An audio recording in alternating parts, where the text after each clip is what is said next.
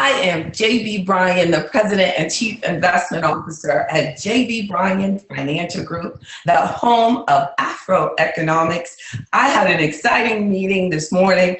I was actually in the capital of Virginia, in the Jefferson Hotel, listening to a senator talk about financial services and the business and the future of financial services and regulation and all of these changes that you all have no idea that are actually going on for us. So, I mean, I was so involved in it that I didn't even want to really leave. I had really never thought about so much stuff that's going on in Washington that we locally need to make sure that we are involved in. I mean, and what the congressman was constantly saying is what I need you all to do. What I need you all to do. And I think that one of his thesis statement really was that we need to look deeper into everything. We need to look deeper into everything, especially financially. So I thought, wow, I'm going to make sure I'm going to take one thing down so that it doesn't get all, I don't know if I can, yeah, there we go. Great, changing things around. But one thing, especially with Social Security, and it made me think about Social Security because he was discussing about how the government is going to be raising money over the next 20 years, how they're going to be paying for things like Social Security, how it's going to impact us, and what we need to, do individually to get involved in all that is impacting us financially. And especially the future, all these generations behind us, what should they be thinking about? What should we be looking out for them? So this discussion is the same thing about talking and looking at stuff that we really don't want to talk about, but it still impacts us, like looking deeper. Right, Cynthia? Looking deeper into things that are really, if they're not already affecting you at your current point in life, that they're impacting you in the future. And I looked up some research, and the research says that the Social Security Administration released this information as of 2016. So this is new stuff. And it said the majority of Americans rely on Social Security. It says Social Security represents the largest source of retirement income for the majority of Americans. Do you believe that, Mr. Barnes? I would have never thought that. I would never have guessed that. Hard for you to believe, right? Yeah. What about you, Roderick? Did you think that? No, that's somewhat surprising. It really is. Right? Amazing. So I want to, I'm hearing you twice. Technology is like really kicking me right now, but I want to hear your response. I'm going to try to pull you up in here too. So this might help me better, but then it'll be a delay. So I know what I'm going to do. Stick with me.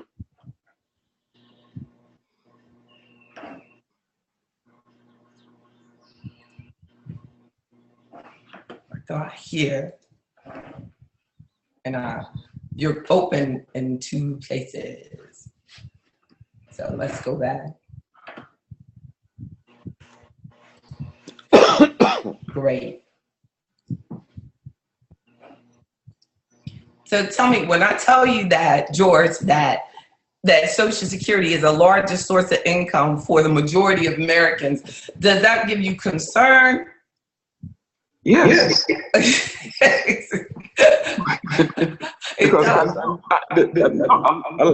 I don't think so. Social Security really provides that much as far as cash. And there's a lot of people who are on Social Security and they are living below the poverty level. Yeah.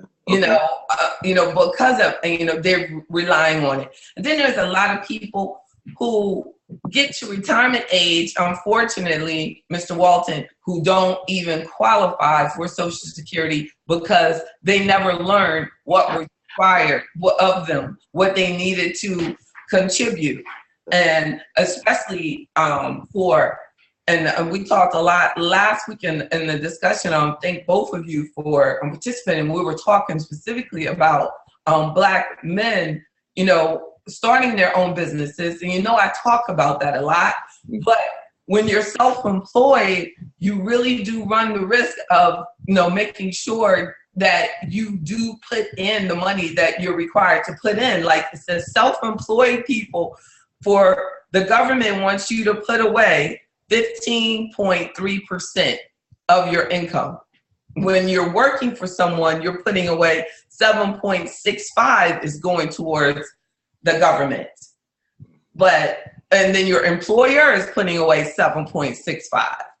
So that's like people think about when they're working somewhere, they only think about their salary, but they don't realize that when we hire someone, you have to put away 7.65 towards their Social Security and other federal government items. So it's that's called the FICA payroll tax that goes to Social Security. So if you have your own business and you work your business for 30 years and you don't put away that 15.3, what happens, Roderick? Well, sound like you're going to come up short. That's right. That's right. Because they're not going to say that you qualify. And I didn't know until I started researching this that they use your highest 35 years. Your highest 35 years. No, I actually thought it was the highest your last 5 or 10 years. That's but right.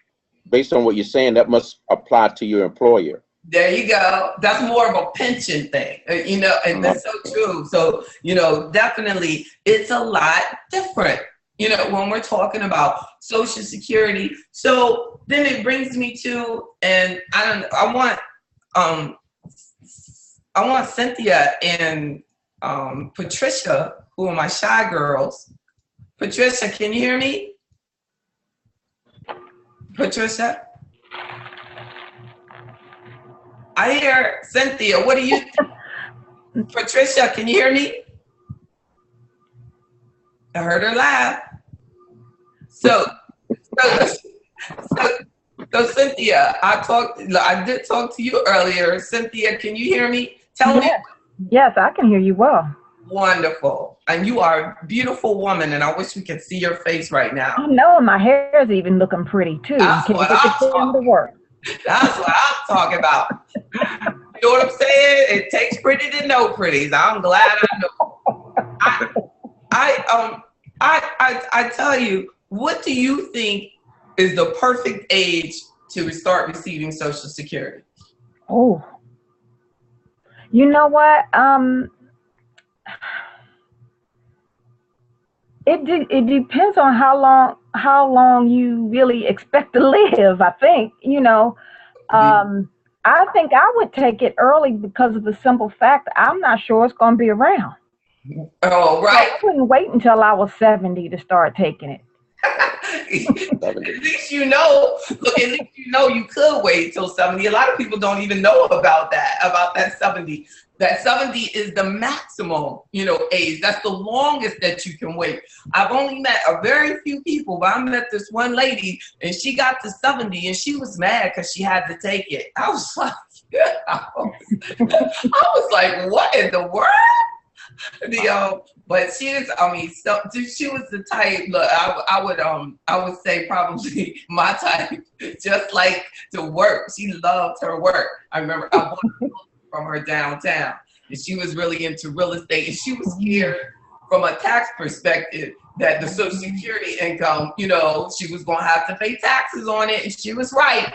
And that's another discussion, and I want us to talk about that, down the road. As I'm going on to Virginia this morning, and we're doing a whole series in June about this very thing, Cynthia. And Cynthia, I love that one word that you said, depends.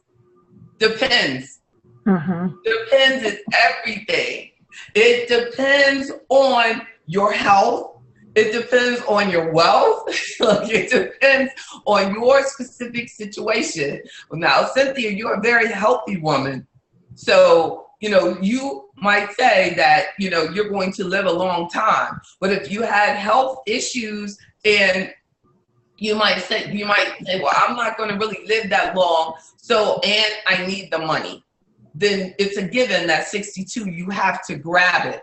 But, but it definitely deserves a discussion. And the government's accounting office released information. Roderick and George, y'all will appreciate this. And they said that people that go in and talk to the government about what age they should start the earliest.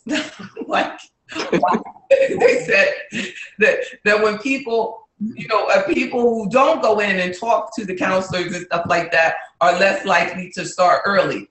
And which probably means that people that go in are like really dependent on this money. They're like, Lord, I got to get in there. They've been waiting. They're like, I'm at 51 and 3/4, whatever. Like, how early can I get in?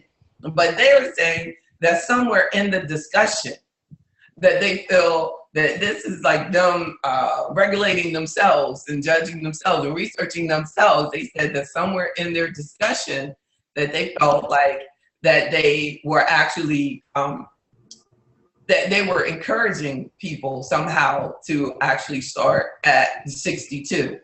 And I've discovered, Well, I think there are two schools of thought. Some people say, you take it at 62. Some people say that you take it as long as you can. And I'm one that firmly believes in you take it at your earliest possible eligibility. My reason for saying that is because, the government is a gambler. Okay, they're gambling that if you wait and they're going to toss a carrot in front of you, they're going to say, okay, if you can wait until you're 65 or whatever, we're going to give you a little bit more. But what they're saying is, and that's a double-edged sword, because they're going to give you a little bit more, but you're not going to get it that much longer. Versus you getting, you can get it all right now, or you can get it over the long haul. In this instance, I firmly believe that you should try to get it all right now. And that means that for me, 62 is the golden age for retirement. Yeah. Because again, just as Cynthia was saying, it depends on how long you're going to survive. I personally think that if I'm 62 in decent health, then I want to get as much as I can for as long as I can. So that's just my school of thought. And I don't know how that's right. You feel about that. Right. That's right. You're right. But I've seen the numbers. I wish I had that graphic. I had a graphic that showed like over a 20-year period. But the graphic is kind of misleading in a way because, of course, your check is going to be smaller if you start at 62 than if you start at 70. So if you do it from 62 at that payment for 30 years, then you would get less, than a person who started at 70 and did it for 30 years. But how often, and that's what you're going to say, how often does that person who starts at 70 get to 100, right? Right. So like I said, you can get it right now, or you can get it over the long haul. You may get a little bit more from 70, 72, but I would submit to you that if you take it at 62, you will probably, in the final analysis, you'll get just as much from 62 to however. Let's say you live to 80, from 62 to 80 versus that person that's start taking it at 70 to 80, and with the increase that they're getting. Yes, and that's the thing. They've got to, live that stuff. They've got to have like a history of really long living, really to catch up for it to really pay off for them for the delay. Or it also could be an incentive for a delay, which I've seen when I've run the numbers. I like to look at clients' tax returns. So if they're ending up each year with a big tax liability, then in many cases that means, see, your Social Security check, even though after you get full retirement age, you can make as much as you want, but your Social Security still can be taxed up to 85% of it. So if the person is like, say, 65 to 70 or 66 to 70, and 85% of that Social Security is being taxed, then they're not really being able to enjoy the check, if we ran the numbers. So in that situation, it could be better for them to wait until they're forced to take that, or they can take their Social Security and reduce the income from that which they can control, which is great advice. And so if you feel leery of, I'm not leaving, I don't want to leave anymore, because see, with Social Security, your beneficiaries, your children, things don't get that legacy of that multiple millions of dollars you put into that Social Security kitty. Yeah. So if you use your Social Security, this is a strategy, an option. But if you use your Social Security to avoid spending your retirement money as much, then you can, invest your money and grow your money while and reduce the amounts that you're taking out, but out of your IRAs, So that's a strategy versus giving your money back to the government. That makes sense? I'm saying, because Social Security can make you run into a tax problem. So what you can do is, but it really needs to be analyzed. Well, if I don't want to stop, because between full retirement age and age 70, the government will give you an 8% bonus if you delay it. And a lot of people don't know about that.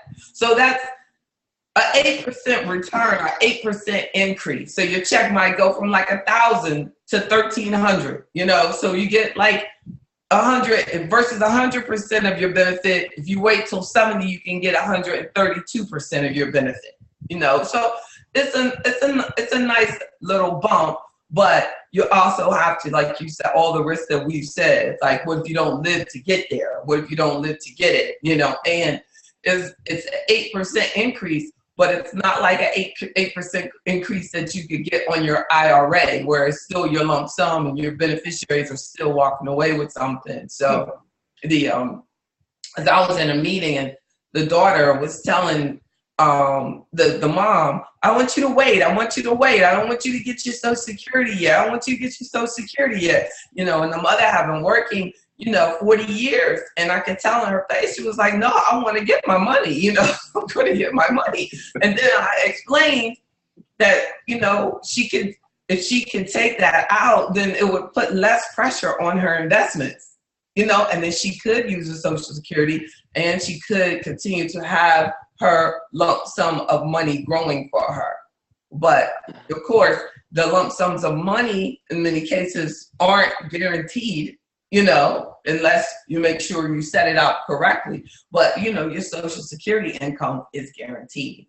So it's not as easy as we want to think when we, and just talking about it. It's the whole discussion about Social Security is not as easy as we want to make it.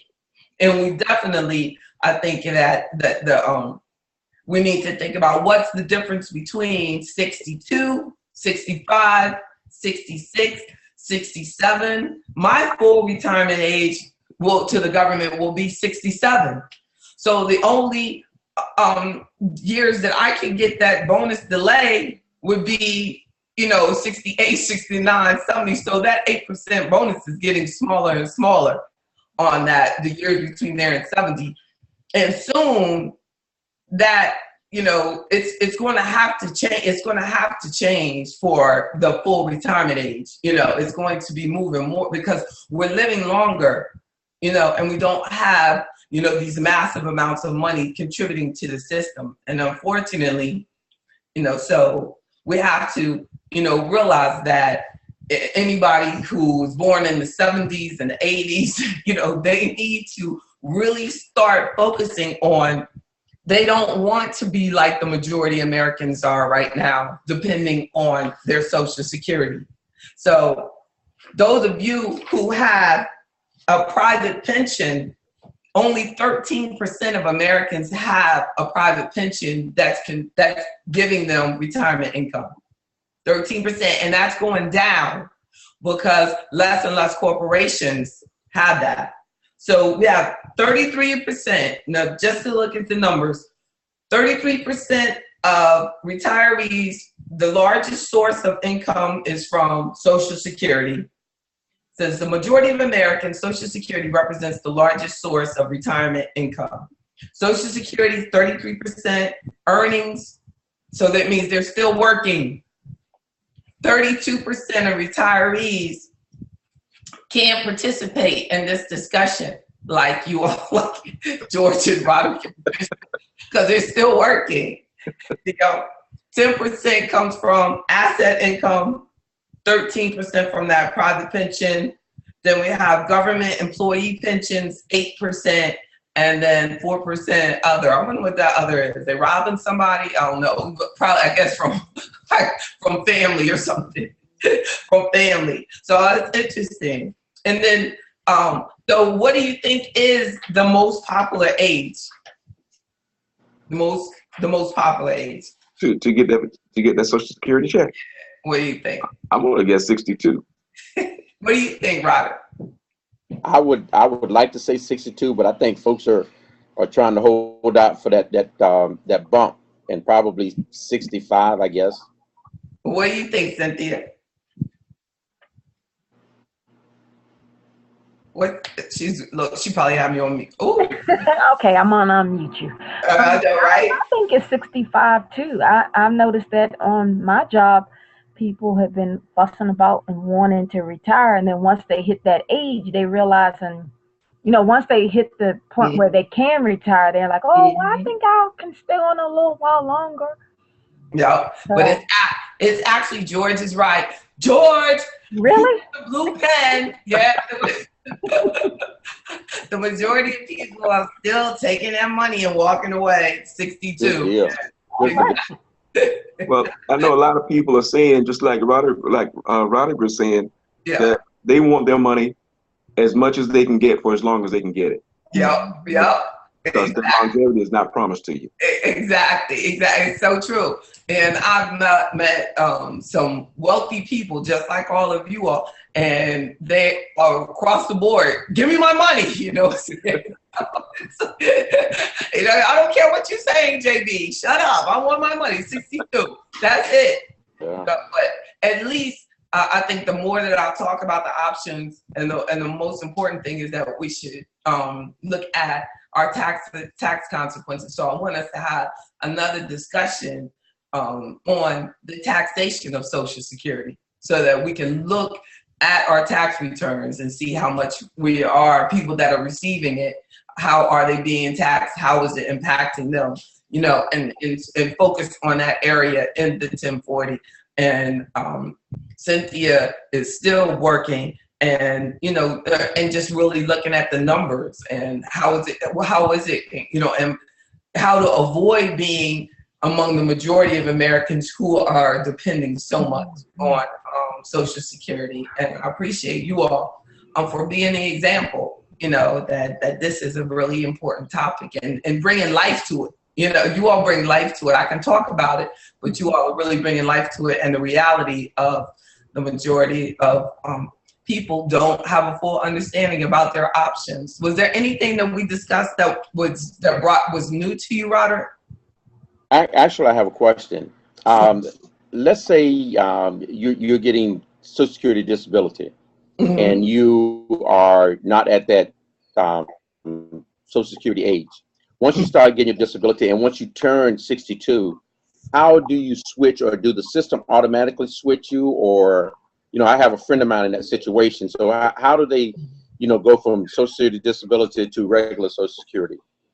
Yeah, and it does. It automatically takes care of it. I've met several people, you know, who have gone through that transition, and it's, you know, it's not a difference from one day to the other, you know. Does the distribution stay the same, or how does it work? It depends from situation to situation, but typically I've seen if the person was fully qualified for retirement, you know, then I think there is an adjustment higher when they go into, but sometimes they weren't fully qualified for the Social Security when they got on the disability.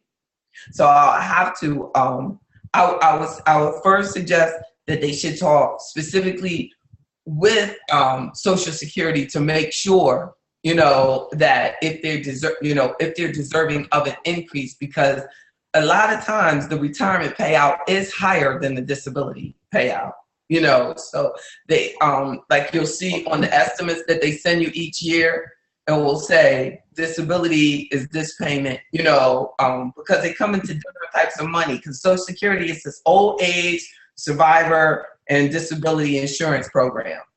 So I believe, you know, it all falls under that OASDI.